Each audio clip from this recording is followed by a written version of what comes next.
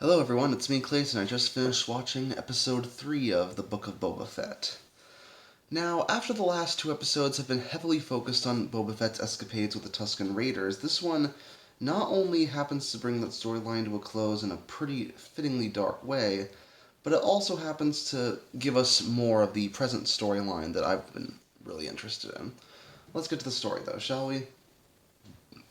Essentially, what happens is that Boba learns more about the crime families that are all over Mos Espa, and he finds some new employees in the worker district. Basically, they have to pay way too dang much for water, so he decides, you know what? I'm going to force this guy to cut his prices of water, and I'm going to force these. I'm going to not force. I'm going to offer to have these people work for me. Thankfully, they do end up helping Boba out, which is practically a godsend considering the twins sent their Wookie Assassin after him. And yeah, it's a pretty brutal fight, especially by Disney Plus standards, as Boba, his new employees, and the Gamorrean guards all get to have their own shots at this giant Wookiee before he's eventually tossed into the Rancor pit. The twins ultimately have to leave, but they apologize for sending the Wookiee after him, and they give Boba a Rancor to compensate.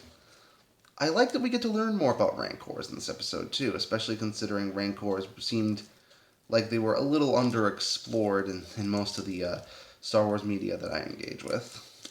I didn't know that they can imprint on the first person they see, and I didn't know they could actually gain that strong of a bond with their owners. So yeah, Boba having a loyal Rancor below him seems like that would really be a big help. Plus, I really like the fact that with that scene and with the scene with the Pikes when they happen to show up in the Tusken Raiders section, I really appreciate the fact that they let these scenes play out slowly and deliberately. Not only do they fit the tone of the series, but they also don't rely on dialogue or explaining to the audience what's going on. It just lets everyone's performances and the music and the visuals set the mood, which is what a good series should do. On top of that, we get a seriously cool scooter versus hovercraft chase scene with the mayor's advisor and Boba's new employees chasing after him. It's got plenty of funny moments, like them almost running over various people and the different tricks that the new employees from the worker district try out.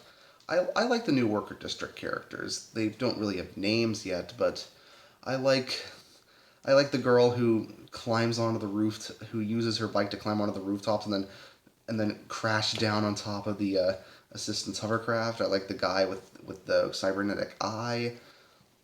They seem like cool side characters, especially since now we know that the mayor is working with the Pikes, who I'm guessing are now going to be the main bad guys of the series, now that the twins are out of the picture, at least for now.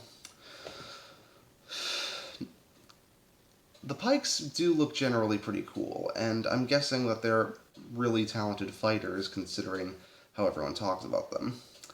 So yeah, while dealing with a corrupt mayor and a new faction, it seems that Boba Fett's time as the daimyo is going to be a little harder now.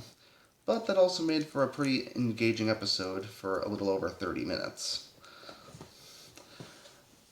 So yeah, the Book of Boba Fett is basically succeeding the way a lot of these Disney Plus Star Wars shows are succeeding. Taking time with their characters, having them go into these believable scenarios, and making sure every scene counts. It really feels like this is a show made for Boba fans, and even for fans who just wanted more after The Mandalorian Season 2 ended.